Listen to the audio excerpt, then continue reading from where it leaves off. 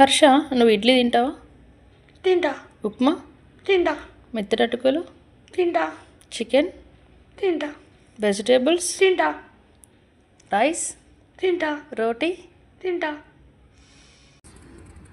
Yes, we must eat all type of foods and vegetables without avoiding anything. మనకు ఎలర్జిక్గా ఉండేవి, మనం tolerate చేయలేని ఫుడ్ని మాత్రమే అవాయిడ్ చేయొచ్చు. ఎలర్జిక్గా ఉండేవి అంటే అవి తినడం వల్ల కొంతమందికి పల్లీలు తింటే ఎలర్జీ వస్తుంది, ఇచ్చింగ్ వస్తుంది. అలాంటి ఎలర్జిక్ ఫుడ్స్ని ఇంకా టాలరేట్ చేయండి. అంటే ఏదైనా తినగానే కడుపు ఉబ్బరంగా ఉండడము, నీరసం రావడం, ఇలాంటి ఫుడ్ని తప్ప మిగతా అన్ని రకాలుగా ఫుడ్ని మనం తీసుకుంటూ ఉండాలి. మనము 300 to 700 క్యాలరీస్ మనకి డైలీ అవసరం.